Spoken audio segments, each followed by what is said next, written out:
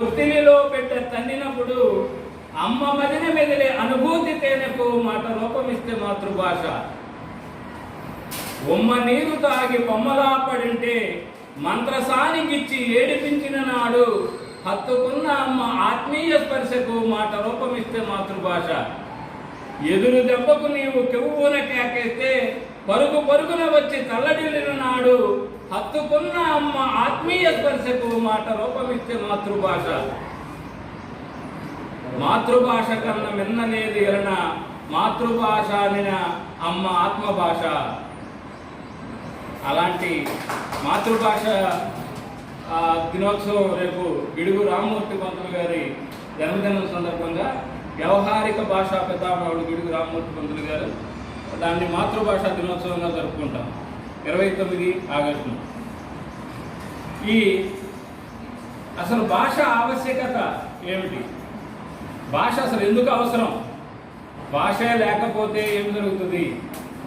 భావాలని వ్యక్తపరచలేము. అయితే ఈ సృష్టిలో కేవలం మానవుడికి మాత్రమే ఉన్నటువంటి ఒకే ఒక్క వరం మాట్లాడటం అనేది. భాష భావాలను వ్యక్తపరచుకోవటం అనేది. భాష ఆలోచనను రేకెత్తించడానికి కూడా భాష ఉపయోగపడుతుంది. ఒకరి భావాలను ఒకరు పంచుకోవటానికి భాష ఉపయోగపడుతుంది. ఎందుకు మార్చాల్సి వచ్చింది? పుస్తకాలను ఎందుకు మార్చాల్సి వచ్చింది? ఇంతకు ముందున్న పాత పుస్తకాలను మార్చాల్సిన అవసరం ఎందుకు వచ్చింది? ఎవరైనా గెస్ట్ చేయగలుగుతారా? ఎందుకు వచ్చింది అంటే 2009లో రైట్ టు ఎడ్యుకేషన్ యాక్ట్ వచ్చింది. విద్యా హక్కు చట్టం. విద్యా హక్కు చట్టం ప్రకారం క్వాలిటీ ఎడ్యుకేషన్ ఇవ్వకపోవటం నేరం. ఎడ్యుకేషన్ ఇవ్వాల్సిందే. అదొకటి. ఎప్పటి నుంచో పాఠ్య ప్రణాళికలను రూపొందించిన కాలం, ఎప్పటి నుంచో దాదాపు 10 సంవత్సరాల క్రితం రూపొందించినటువంటి విధానం కంటిన్యూ అవుతూ ఉంది. అందుకని నేషనల్ కరిక్యులర్ ఫ్రేమ్ ఎన్సిఎఫ్ 2005, అదే ఎన్సిఎఫ్ 2011, ఆర్టీఈ యాక్ట్ 2009, ఇప్పుడు వచ్చినటువంటి జాతీయ విద్యా విధానం 2020 వీటన్నిటి సమాహారమే పుస్తకాలను మార్చాలి అని చెప్పి నిర్ణయం తీసుకున్నారు. అయితే క్వాలిటీ ఎడ్యుకేషన్ ఇవ్వడం కోసమే ఈ జాతీయ సర్వే నిర్వహించారు. ఈ జాతీయ సర్వేలో ఏమైందంటే పిల్లల్లో 3వ తరగతి వరకు వచ్చినటువంటి పిల్లల్లో కోట్ల మంది పిల్లలకి పూర్వజ్ఞానం ఉండటం లేదు, బేస్ ఉండటంలా. ఏమి నాలెడ్జ్ లేకుండానే 3వ తరగతిలోకి వచ్చేస్తున్నారు. పునాది పూర్వక జ్ఞానం పదాన్ని ఇచ్చాడండి. పునాది పూర్వక జ్ఞానం ఇది పుస్తకాలు మారటానికి ప్రధాన కారణమైంది. పునాది పూర్వక జ్ఞానం ప్లస్ సంఖ్యా జ్ఞానం, ఈ రెండు లేకుండానే 3వ తరగతిలోకి దొల్లుకుంటూ వచ్చేస్తున్నాడు పిల్లాడు. అనేక సర్వేలు చెప్పినాయి. సుమారు 5 కోట్ల మంది విద్యార్థులు పునాది పూర్వక జ్ఞానం లేకుండానే 3వ తరగతి వరకే వచ్చేస్తున్నారు. ఇది చాలా దారుణం. ఇది రైట్ టు ఎడ్యుకేషన్ యాక్ట్ ప్రకారం ఇది నేరం. కాబట్టి ఇప్పుడు అత్యవసరంగా మనం చేయాల్సిన పని ఏంటంటే ఈ పునాది పూర్వక జ్ఞానాన్ని పిల్లవాడికి అందజేయాలి అని చెప్పి జాతీయ స్థాయిలో ఈ 2025 కల్లా ఈ లక్ష్యాన్ని సాధించాలని టార్గెట్గా పెట్టుకున్నారు. అత్యవసర టార్గెట్గా పెట్టుకున్నారు. 2025 కల్లా ఈ పునాది పూర్వక జ్ఞానం లేకుండా విద్యార్థి తరగతిలోనికి ప్రమోట్ కాకూడదు, కంపల్సరీ వెళ్ళాలి. సరే, మరి నాలెడ్జ్ లేదు కదా అని చెప్పి అదే తరగతిలో అట్టు పెడదామంటే రైట్ టు ఎడ్యుకేషన్ యాక్ట్ ప్రకారం మళ్ళీ అది నేరం. ఏ పిల్లవాడిని స్థాయి లేని కారణంగా అదే తరగతిలో ఉంచకూడదు. 5వ తరగతిలో ఉంచకూడదు. క్యాండిడేట్ లేదని, క్యాండిడేట్ లేకుండా పై క్లాస్కి పంపకూడదు. ఆ నాలెడ్జ్ని ఇవ్వాలి. అందుకని థాట్ ప్రొవోకింగ్గా ఉండేటటువంటి సిలబస్ కావాలి. తార్కికంగా ఆలోచన చేయగలిగినటువంటి, ఆలోచన రేకెత్తించగలిగేటటువంటి ఈ కరిక్యులర్ ఫ్రేమ్ని సెటరైట్ చేయాలి అనే నిర్ణయం తీసుకుని 2011 కరిక్యులర్ ఫ్రేమ్ ప్రకారం పాఠ్యాంశాలను మార్చాలనే నిర్ణయాన్ని ప్రభుత్వం తీసుకుంది. తీసుకుని ఈ పుస్తకాలని మార్పు చేసింది. అయితే ఈ మార్చిన పుస్తకాల్లో మరి పాత పుస్తకాలు చూశారు మీరు, కొత్త పుస్తకాలు కూడా చూశారు. అసలు చూడలేదంటే ఎట్లా? కంపల్సరీ చూశారు. మరి కొత్త పుస్తకాల్లో అదనంగా ఉన్నదేంటి అనేది మీరే చెప్పాలి. అసలు ఈ ట్రైనింగ్ యొక్క ఉద్దేశం ఏంటంటే మీరందరూ పుస్తకాలతో వస్తే, టెక్స్ట్ బుక్స్తో వస్తే గ్రూపులు చేసి, టీచర్స్ హ్యాండ్ బుక్స్ కూడా మీరు తెచ్చుకుంటే గ్రూపులు చేసి ఈ పుస్తకాలు ఎట్లా ఉన్నాయి, ఆ పుస్తకాలు ఎట్లా ఉన్నాయి అనేది కంపారిజన్ తీసుకురావాలనేది ఈ ట్రైనింగ్ యొక్క ఉద్దేశం.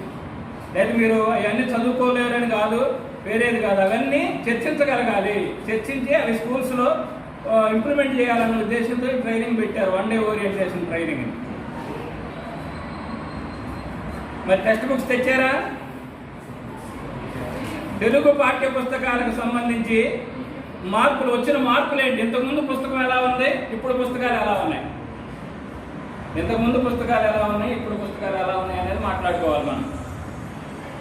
పాఠాల సంఖ్య తగ్గించాడు, కొత్త పుస్తకాల్లో అన్ని పాఠాలు పెట్టాల. కొత్త పుస్తకాలు ఏం చేశాడంటే యూనిట్లుగా తీసుకొచ్చాడు. సరే, రెండోవే ఈ ఎక్కువ సిలబస్ను తగ్గించాడు అని గవర్నమెంట్ చెబుతుంది. 9 యూనిట్లుగా ఇచ్చాడు, యూనిట్కి 2 పాఠాలు ఇచ్చాడు. అది మార్పు. అది పాత దానిలోనేమో మొత్తం 18 పాఠాలు వరుసనే ఇచ్చాడు. ఈ కొత్త పుస్తకంలో ఏం చేశాడంటే 9 యూనిట్లుగా డివైడ్ చేసి యూనిట్లకు 2 పాఠాలని ఇచ్చాడు. కాబట్టి మొదటి తేడా పాత పుస్తకానికి కొత్త పుస్తకానికి ఎక్కడ ఉన్నాయి? పాఠాల సంఖ్య తగ్గించాడు, పాఠాల సంఖ్య తగ్గించాడు. రెండోది, ఇంకేం మార్పు గమనించారు? సంసిద్ధత కార్యక్రమాలు పాత పుస్తకాల్లో లేవా? ఒకసారి తిరిగేస్తారు కదా మేడం, తిరిగేకుండా ఎట్లుంటారు మళ్ళీ కొన్ని. కానీ కవర్ ఎట్లా ఉంది? పోనీ కవర్ ఎట్లా ఉంది? దీనికి ఆకర్షణీయమైన పేరు పెట్టారు, తెలుగు తోట అని.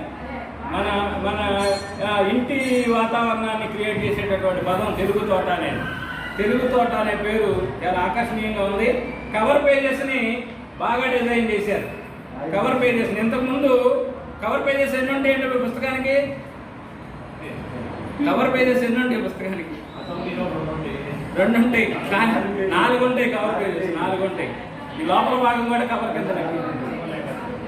ఇక 1వ కవరు, 2వ కవరు, 3వ కవరు, 4వ. ఇంతకుముందు ఈ 2వ కవర్ పేజీ, 3వ కవర్ పేజీకి పెద్ద ప్రాధాన్యత ఉండేది కాదు. ఇప్పుడు అది కూడా ఆకర్షణీయంగా ఉండటం కోసం మనకు అవసరమైన సమాచారాన్ని ఇచ్చాడు. ఇది భౌతిక, అప్పటి టెక్స్ట్ బుక్లకి ఇప్పటి వాటికి భౌతిక లక్షణాల్లో ఉన్న తేడా ఇది. 4 కవర్ పేజీలు ఆకర్షణీయంగా డిజైన్ చేయబడ్డాయి.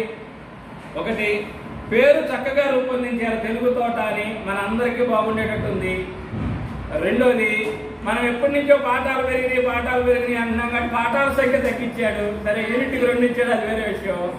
పాఠాల సంఖ్య తగ్గించాడు. ఇంకా ఏం మార్పులు గమనించారు మీరు దీనిలో?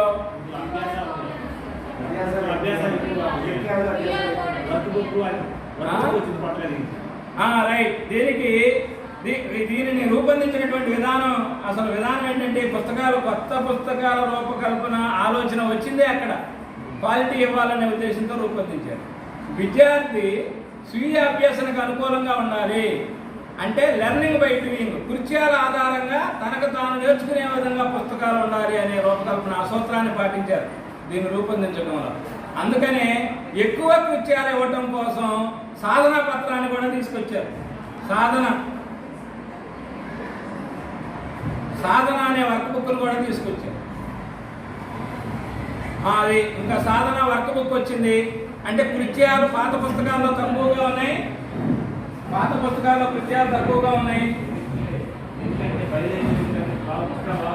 దీనిలో కృత్యాలు ఎక్కువగా ఉన్నాయి. ఇంకా అండి ఏమండి? క్యూఆర్ కోడ్ ఏమండి? అసలు మెయిన్ మారుతున్న కాలానికి అనుగుణంగా మనం మారాలి. మారుతున్న కాలానికి అనుగుణంగా పుస్తకాలు మారాలి. మారుతున్న కాలానికి అనుగుణంగా ఉపాధ్యాయులు మారాలి, విద్యార్థులు మారాలి, 100కి 100 రూపాయలు మారాల్సిందే. ఎక్కడి నుంచో 24 గంటలు కూర్చుని కాగితాల మీద రాసుకుంటూ గీసుకుంటూ కూర్చునే ఉపాధ్యాయులు ఇప్పుడు సెల్ ఫోన్ పట్టుకుని యాప్లో కూర్చోవాల్సిన పరిస్థితులు వచ్చినాయి.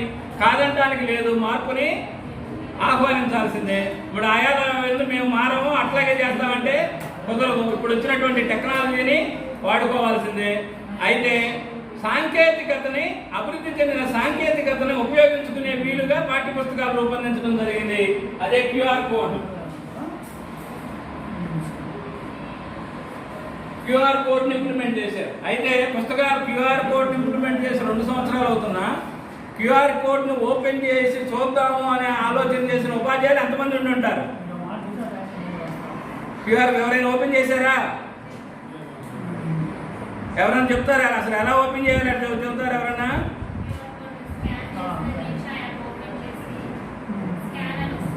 అందరూ దీక్ష యాప్ని డౌన్లోడ్ చేసుకున్నారు కదండి. దీక్ష యాప్ని డౌన్లోడ్ చేసుకుని దీక్ష యాప్ని ఓపెన్ చేయగానే మనకి స్కానర్ ఓపెన్ అవుతుంది.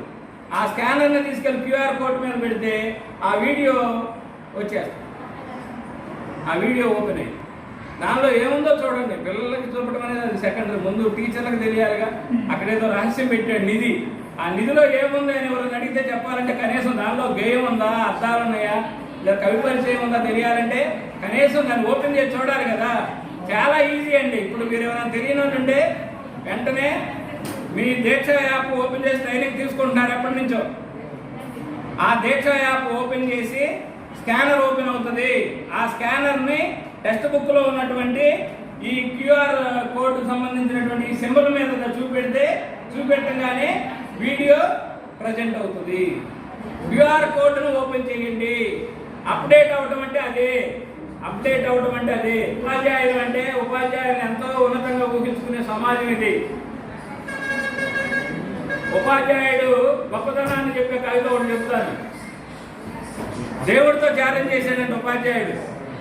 ఎందుకంటే ఇప్పుడు మా పెద్ద మేడం గారు లాంటి ఉపాధ్యాయుడు కాన్ఫిడెంట్ లెవెల్స్ కానీ, సెల్ఫ్ కాన్ఫిడెన్స్ కానీ, టీచర్ను కొట్టిన వాళ్ళు ఎవరనే అంత దమ్ముగా ఉండగలిగిన వాళ్ళు దేవుడితో కాదు ఎవరితోనైనా ఛాలెంజ్ చేస్తారు. దేవుడితో ఛాలెంజ్ చేశాడంట ఉపాధ్యాయుడు.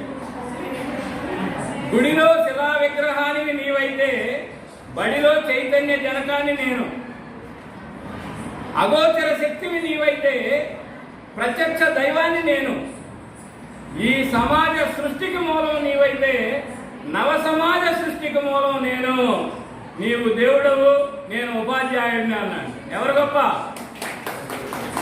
అట్లాంటి ఉన్నతమైనటువంటి వృత్తిలో ఉన్నాం. ఎదుటి వాళ్ళు ఎవరన్నా మాట్లాడినారంటే కొట్టాలనిపిస్తూ ఉంటుంది. కాబట్టి అవకాశం ఇవ్వకుండా ఉండాలంటే మనం కనీసం అప్డేట్ అయ్యి దీనిలో ఏమున్నాయి అనేది తెలుసుకుందాం. లేటెస్ట్ సాంకేతికతను ఉపయోగించుకొని ఈ పుస్తకం రూపొందించబడింది. అది క్యూఆర్ కోడ్ విధానం.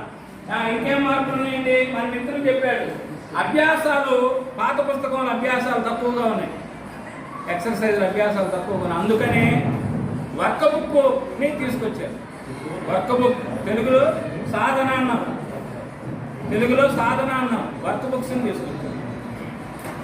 సాధనా పుస్తకాలను అంటే కావలసినంత ఎక్సర్సైజ్లు ఉన్నాయి విద్యార్థులతో చేయించడానికి. అయితే రేపటి నుంచి మీరు ఇది వర్క్ బుక్కే కదా, అసలు మనం ముందస్తు ఏం ప్రిపేర్ అవ్వకుండా పిల్లలతో వర్క్ బుక్ ఎంతలోకి చేపిద్దామని ఎంత మాత్రం ఫెయిల్ అవుతాం. సంసిద్ధత కార్యక్రమాలకు ఎన్ని పీరియడ్లు ఉన్నాయని చెప్పారు, మ్యాథమెటిక్స్లో చెప్పారు. ఆ 26 పీరియడ్ల కార్యక్రమంలో భాగంగా 2 పాఠాలని సంసిద్ధత పాఠాల కింద తీసుకుని పాఠాలతో పాటు సంసిద్ధత కార్యక్రమాలకు సంబంధించినటువంటి ఎక్సర్సైజులు కూడా ఇచ్చారు సాధనా పత్రాల్లో. కాబట్టి కృత్యాలకు సంబంధించినటువంటిది అది. ఇంకా చెప్పండి, ఈ తెలుగు పుస్తకం 5వ తరగతి తెలుగు పుస్తకం చూసారా? ఇప్పుడు మీ దగ్గర ఉంటే చూడండి. దీనిలో ఇతివృత్తం ఆధారంగా పాఠాలు ఇచ్చారు. ఇతివృత్తాలు ఇంతకుముందు 6వ తరగతి నుంచే ఉండేవి ఇతివృత్తాలు అంటే ఈ పాఠం దేనికి సంబంధించింది? నైతిక విలువలకు సంబంధించిందా, దేశభక్తికి సంబంధించిందా, ప్రకృతి వర్ణనకు సంబంధించిందా, ఇంకా చెప్పాలి భూతదయకు సంబంధించిందా? అట్లా క్లాసిఫికేషన్ వాటిని ఇతివృత్తాలు అంటారు. ఇతివృత్తాల ఆధారంగా పాఠాలు కేటాయించారు. ఆ ఇచ్చిన ఇతివృత్తాన్ని అభ్యసన ఫలితంగా మనం సాధించగలగాలి. ఇతివృత్తాలు అట్లాగే ప్రక్రియల ఆధారంగా పాఠాలు ఇవ్వబడ్డాయి. ప్రక్రియలు ఆధారంగా పాఠాలు ప్రక్రియలు అంటే మీకు ఐడియా ఉందా? ఇప్పుడు ఏ దేశం వేగిన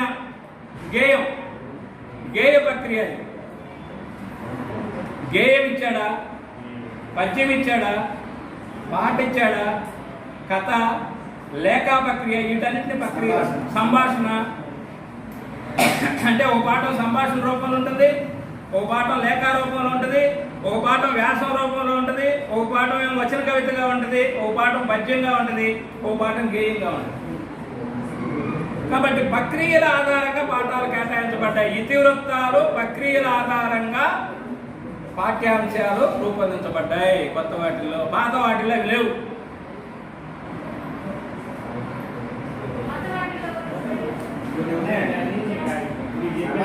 మెన్షన్ చేయలే విషయ సూచికలో ఇగో ఇది దేశభక్తికి సంబంధించింది, ఇది మానవీయ విలువలకు సంబంధించింది అని మెన్షన్ చేయలే, ఇచ్చారు. కాబట్టి ఇతివృత్తాలు ప్రక్రియల ఆధారంగా పాఠాలు కేటాయించబడ్డాయి. మనం చెప్పేటప్పుడు ప్రక్రియను పరిచయం చేయాలి. ఆ ఇతివృత్తం అనే అభ్యసన ఫలితం రాబడుతున్నామో లేదో అనేది మనసులో పెట్టుకోవాలి. మన ఉద్దేశం అది. తర్వాత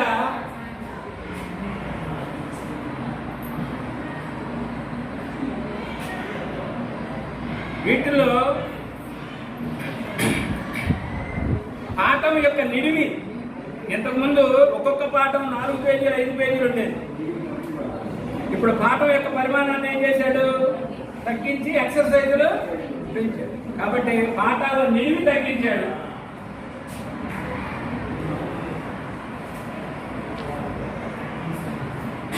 పాఠాల నిడివి తగ్గించబడింది. ఇంకేం మార్పులు గమనించారు ఏమండి?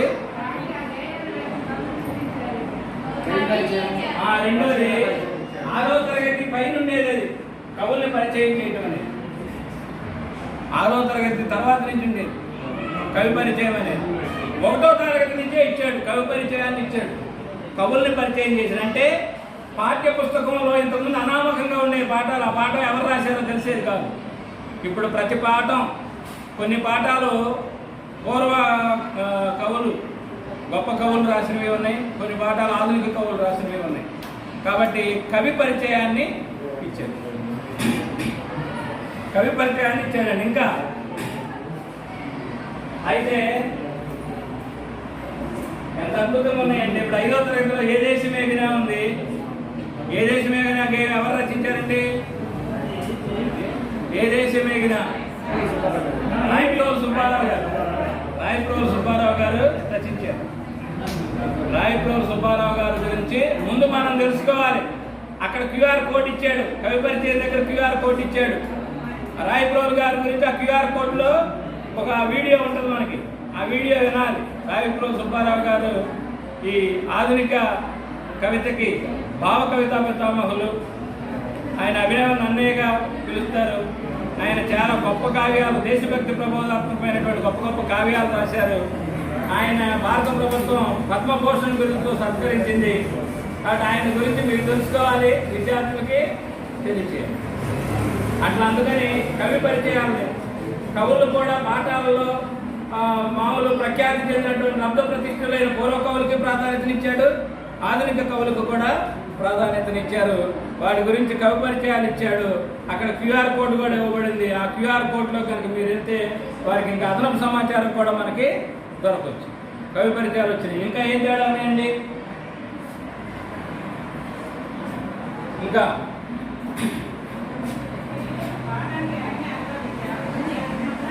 రెండోది అసలు ఇంపార్టెంట్ విషయం, మనకి ఇంతకుముందు పాఠ్య పుస్తకాలలో అన్ని అర్థాలు కలిపి అకారాల పట్టికలో ఇచ్చేవాడు. చివరిన అర్థాలన్నీ అకారాల పట్టికలో ఇచ్చేవాడు. మనం అక్కడ ఎత్తుక్కుని వచ్చి ఇక్కడ రాపియాల్సి వచ్చేది. ఇప్పుడు అది లేకుండా ఏ పాఠానికి ఆ పాఠానికి కఠిన పదాలకు అర్థాలు ఇచ్చాడండి.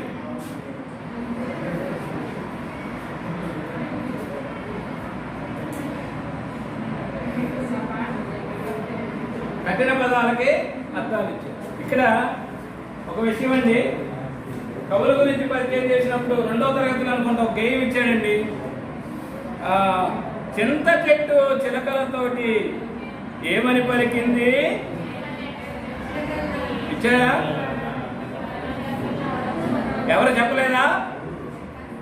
బడిలో ఎవరన్నా చెప్పారా? చింత చెట్టు చిలకలతోటి ఏమని పలికింది, చిలకల్లారా చిలకల్లారా చీచీ పొమ్మంది. కొబ్బరి చెట్టు చిలకలతోటి ఏమని పలికింది, చిలకల్లారా చిలకల్లారా చీచీ పొమ్మంది.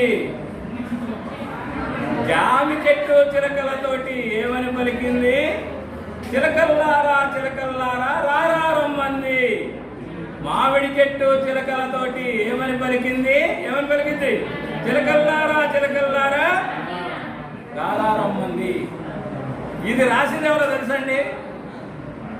ఈ గేయాన్ని రాసింది ఎవరో తెలుసు? అందుకోసం చెప్పారు గురజాడ అప్పారావు గారు. గురజాడ అప్పారావు గారు దేశమును ప్రేమించమన్న మంచి అన్నది పెంచమన్న రాసిన ఆయన బాలగేయం రాశాడు. బాలగేయం కూడా ఎంత ఎఫెక్టివ్గా, ఎంత పిల్లల స్థాయికి దిగి రాశాడు అనే దానికి ఉదాహరణ అండి ఆ 4 లైన్లు. మీరు చేస్తే ఈ పాటిని నేను రాయలేను అనిపిస్తుంది మీరు చదివిన తర్వాత, కానీ ఆలోచన రావడం అనేది లేదు కదా. ఆ కాలంలోనే ఆయన బాలగేయంగా అది రాశాడు. అది రాసిన ఆయనని పరిచయం చేయడం అనేది ఈ కొత్త పుస్తకాల్లో జరిగింది ఈసారి. గురజాడ అప్పారావు గారి బాలగేయం. అట్లాగే ఇంకా ఏం తేడాలు ఉన్నాయండి? ఇంకేం తేడాలు ఉన్నాయంటే భాషకి, స్థానిక భాషకు ప్రాధాన్యతనిచ్చారు. స్థానిక భాషను ఏమంటారండి? మీ ఊర్లో ఒక రకంగా మాట్లాడుకుంటారు, మా ఊర్లో ఒక రకంగా మాట్లాడుతారు. కామన్ పుస్తకాల భాష వేరే. మాండలికాలు అంటారు. వాటిని ఏమంటారు? మాండలికాలు. మాండలికాలకు ప్రాధాన్యతనిచ్చారు.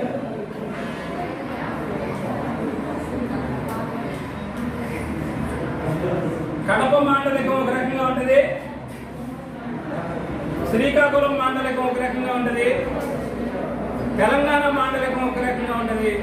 తెలంగాణకున్న మాండలికమే ప్రత్యేక రాష్ట్రాన్ని తెచ్చిపెట్టడానికి కారణమే. కాబట్టి మాండలికం అంత పవర్ఫుల్. కానీ మాండలికాలకు కూడా ఈ కొత్త పాఠ్య పుస్తకాల్లో ప్రాధాన్యతనివ్వడం జరిగింది. ఇంకా ఏం మార్పులు చూడాలి. మీకు తెలుసు అన్నీ, మీకు అన్నీ తెలుసు.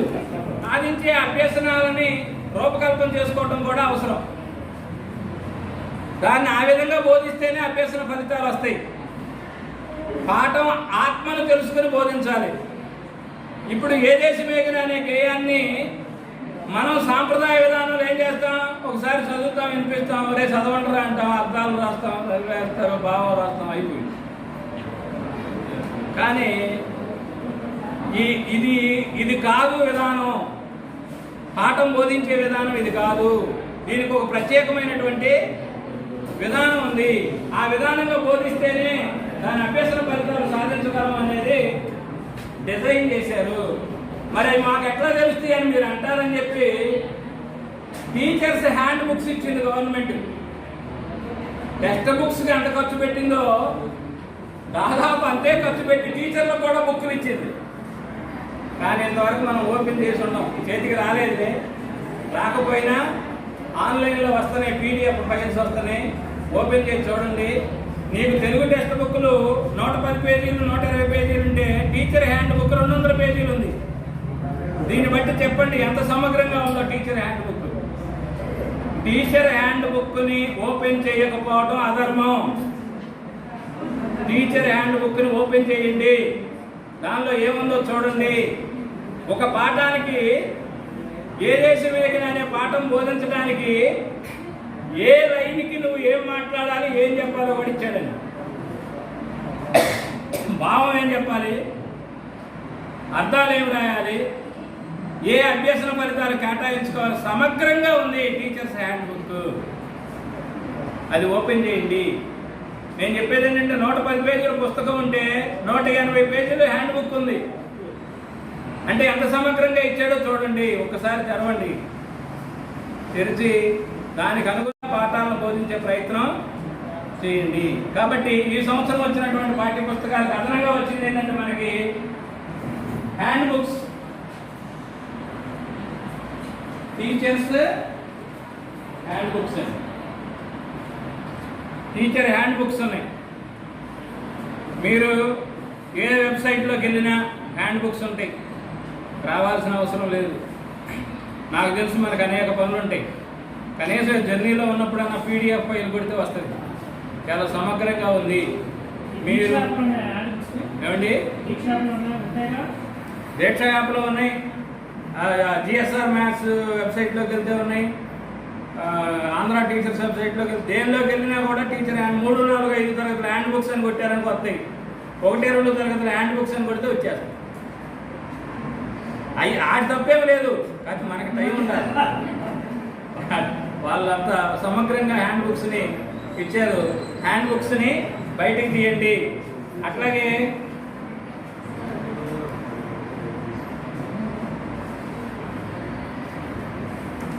ఇంతకుముందు 1, 2 తరగతులకి మౌఖికమైనటువంటి అభ్యాసాలు తక్కువగా ఉండేవి. మౌఖికమైన అభ్యాసాలు తక్కువగా ఉండేవి. ఈ పుస్తకాల్లో మౌఖికమైన అభ్యాసాలకు ఎక్కువ ప్రాధాన్యతనిచ్చాడు. ఎందుకంటే వర్క్ బుక్స్ ఇచ్చాడు కాబట్టి, కావాల్సిన పేజీలు ఉన్నాయి కాబట్టి ఎక్కువ అవకాశాలు ఇచ్చారు. మౌఖిక అభ్యాసాలకి ఎక్కువ ప్రాధాన్యతని ఇచ్చారు.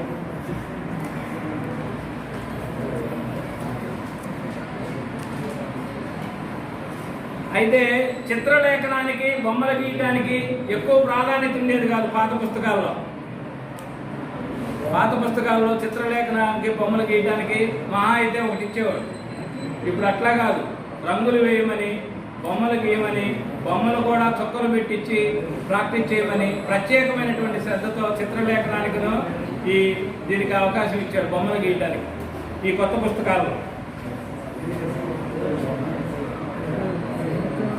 రెండోది ఇంకా ఏం గమనించారండి, నేనేమి నేర్చుకున్నాను స్వీయ మూల్యాంకనం ప్రత్యేకంగా కేటాయించాడు. నేనేమి నేర్చుకున్నాను అని స్వీయ మూల్యాంకనానికి అవకాశం ఇచ్చే విధంగా పాఠ్య పుస్తకాలు రూపొందించబడి.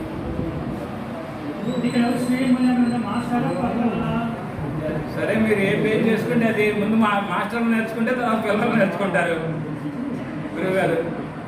అందుకే ముందు మనం అప్డేట్ అవుదామని చెప్పేది. స్వీయ మూల్యాంకనానికి అనుకూలంగా పుస్తకాలు రూపొందించడం జరిగింది. సాధనా పత్రాల్లో 2, 3 అర్థాలు అడిగాడు. ఆ 2, 3 అర్థాల్లో వాడు టెక్స్ట్ బుక్లో ఇచ్చిన కఠిన పదాలకు అర్థాల్లో నేను చెప్పలే. ఒకటి మాత్రం బయటికి వెళ్ళి ఇచ్చాడు. అది నువ్వు డైరెక్ట్గా కనుక ఆ పత్రం ఫిలప్ చేయడానికి పిల్లల ముందు కూర్చుంటే అది రాదు. మళ్ళీ నువ్వు గూగుల్ని అడగాలి, లేకపోతే ఎవరిని అడగాలి. ఆ పరిస్థితులు ఉన్నాయి. గూగుల్లో కడితే వస్తుందండి. గూగుల్లో తెలుగు నిఘంటు అని కొట్టండి, ఆంధ్ర భారత నిఘంటు వస్తుంది. ఏ పదానికైనా అర్థం దొరుకుతుంది. తెలుగు నిఘంటు అని కొట్టండి, ఆంధ్ర భారత నిఘంటు అని వస్తుంది. దానిలో బాక్స్ వచ్చింది. మీకు ఏ పదానికి అర్థం కావాలో ఆ పదం బాక్స్ కొడితే దాని అర్థం వచ్చేస్తుంది. కాబట్టి మీరు అక్కడ కూడా ఇబ్బంది పడాల్సిన అవసరం లేదు. ఎందుకంటే anywhere, any time cell phone లేకుండా మనం లేం కదా. సెల్ ఫోన్ మన దగ్గర ఉంది అంటే ఇంతకుముందు ఏదైనా తెలుసుకోవాలన్నా, ప్రిపేర్ అవ్వాలన్నా లైబ్రరీకి వెళ్ళాలి, డిక్షనరీ ఎతకాలి. ఇప్పుడు ఏం అవసరంలో బ్యాగ్లో నుంచి సెల్ ఫోన్ తీస్తే అన్నీ ఉన్నాయి. అండి, ఏ దేశం ఎగినా ఏముంది? ఎవరైనా పాడగలుగుతారా? రాగలుగుతుందా? ఏ దేశం ఎగినా ఎందుకు కాలిడినా చెప్తారా కొద్దిగా?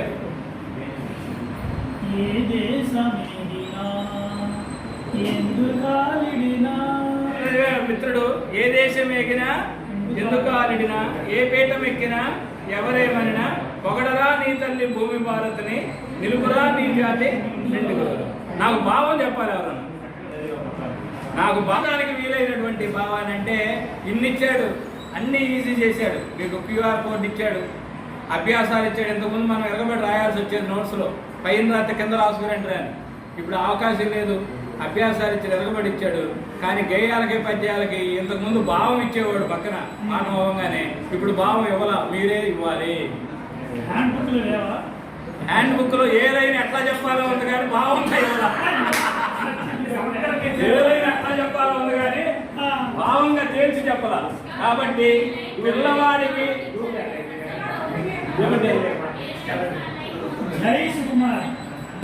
అది సరిపోతుందని నేను అనుకోవట్లా. భావాన్ని విద్యార్థి సొంత మాటల్లో చెప్పాలి. చెప్పేటప్పుడు ప్రశ్న ఉంది, సొంత మాటల్లో భావాన్ని విద్యార్థి రాయాలి. కాబట్టి రాయించాలి, మనం చెప్పించగలగాలి భావాన్ని. పిల్లవాడితో చెప్పించగలిగే విధంగా భావాన్ని, అంటే మేడం గారు చెప్పారు కానీ ఆ చెప్పినవే పదే చెప్పే పిల్లవాడికి గుర్తుండేటట్టు చేయగలగాలి. ఏ దేశం వెళ్ళినా, ప్రపంచంలో నువ్వు ఎక్కడికి వెళ్ళినా, ఎంత గొప్పవాడివైనా, ఎంత పెద్ద పదవిలో ఉన్నా, ఎవరైనా ఏమైనా అనుకుంటారనే సంకోచం లేకుండా నీ దేశం యొక్క గొప్పతనాన్ని గురించి చెప్పాలి, చెప్పి తీరాలి. ఏ దేశమే కానీ అది సింగిల్ లైన్, మహా అయితే 2 లైన్లో వస్తుందని నేను అనుకుంటాను. 2 లైన్లో రాగలగాలి, 2 లైన్లో రావాలి. అట్లాగే దీనిలో అద్భుతమైన ఈ 2 వాక్యాలు ఇచ్చాడు.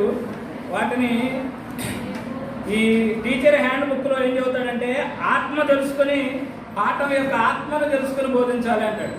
ఆత్మ తెలుసుకుని బోధంటే ఇతరత్వం ఏంటి? దేశభక్తి. నువ్వు పాఠం చెప్పటం పూర్తయ్యేసరికి ఆ పిల్లవాడిలో దేశభక్తి, నీ పాఠం అయిపోయింది అనగానే జై భారతదేశం, జై జై తెలుగు తల్లి అనాలి. అంత ఇన్స్పైర్ చేస్తూ పాఠం చెప్పాలి అనేది మీకు హ్యాండ్ బుక్లో ఇవ్వబడింది. ఏమన్నా ఇటు చెబితే మేము కూడా ఆనందిస్తాం. ఆవహించాలి. రాయటం కూడా ఆయన అట్లాగే రాశాడు, ఆవహించి రాశాడు. లేదురా ఇటువంటి భూదేవి ఎందు, లేరురా మన వంటి పౌరులు ఇంకెందు, సూర్యుని వెలుతురలు సోకునందాక, ఓడలు జెండాలు ఆడునందాక. సూర్యుని వెలుతురలు సోకునందాక అంటే ఏంటండి?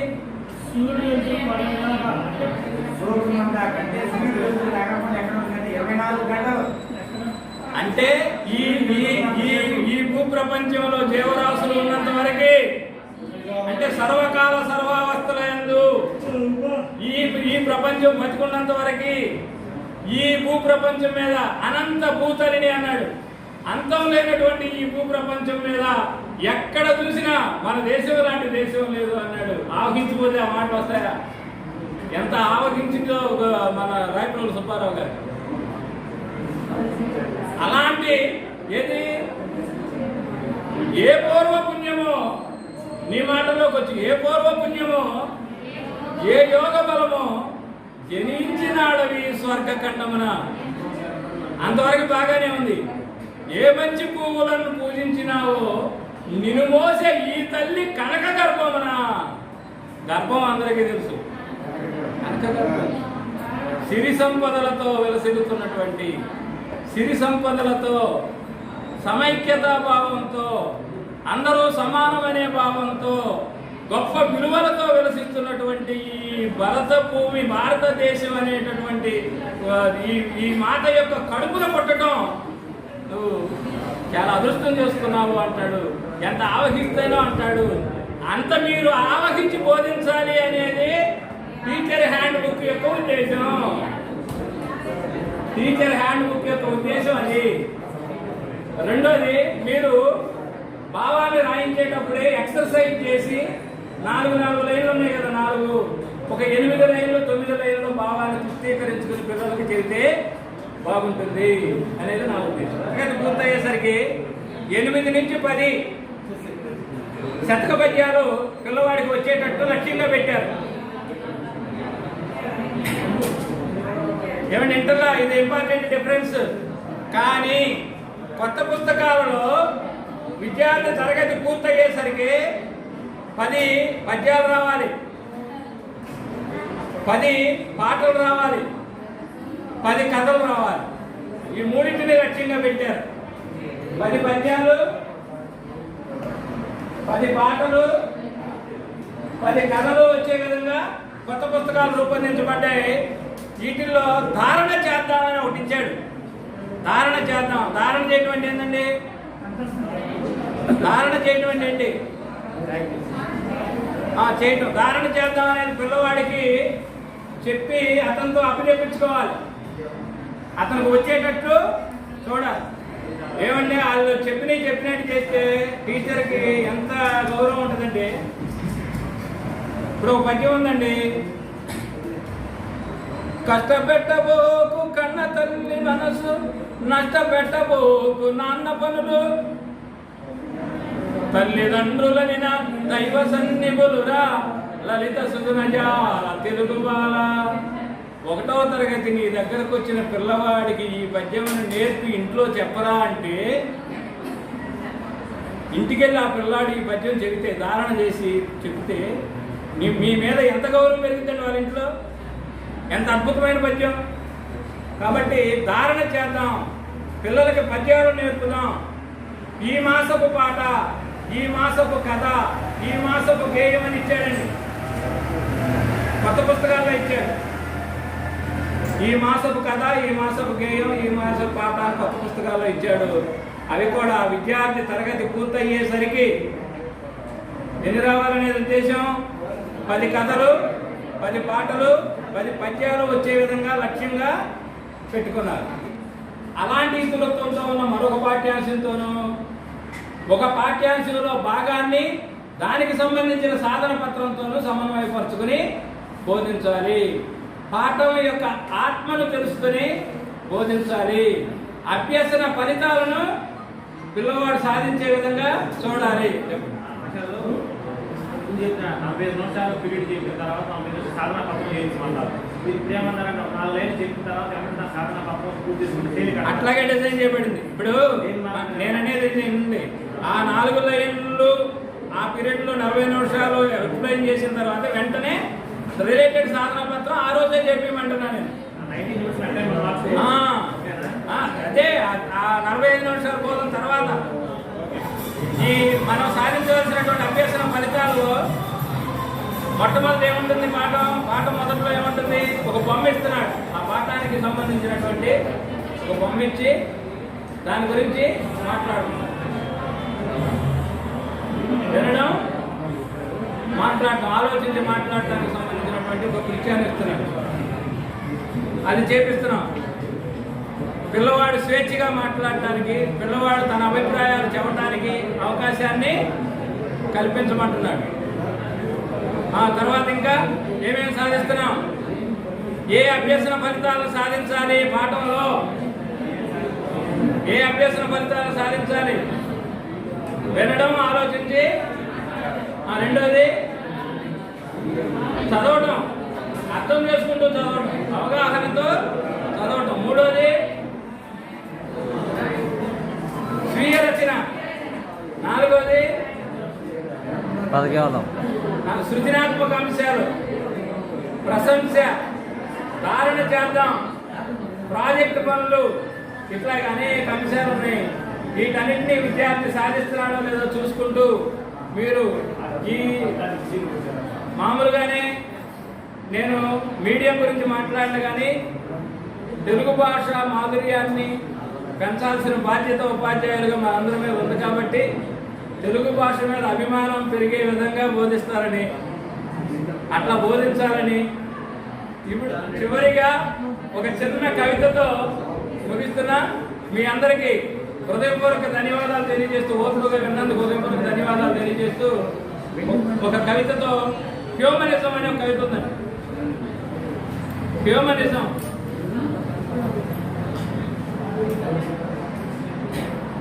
లేని బిడ్డను తోలు ముసుగులో చూసుకొని పాలివ్వడం పశువునైజం. ఏమంటే మీకు ఐడియా ఉందా? తోలు ముసుగుతో దూడ చచ్చిపోతే ఏం చేస్తారు? దూడ చచ్చిపోతే బర్రె పాలివ్వదు ఆ దిగులుతో. అప్పుడు ఏం చేస్తారు? చచ్చిపోయిన దూడ యొక్క తోలును తీసి దానిలో చెత్త పెట్టి దూడ ఆకారాన్ని చేసి ఆ బర్రె ముందు ఉంచుతారు. తన బిడ్డే అనుకుని బ్రహ్మడి పాలిస్తుంది అనమాట. లేని బిడ్డను తోలు ముసుగులో చూసుకుని పాలివ్వడం పశువులైతం. ఉన్న బిడ్డను చిదిపేసి తోలు తిత్తిని మిగుల్చుకోవడం హ్యూమనిజం. ధన్యవాదాలు.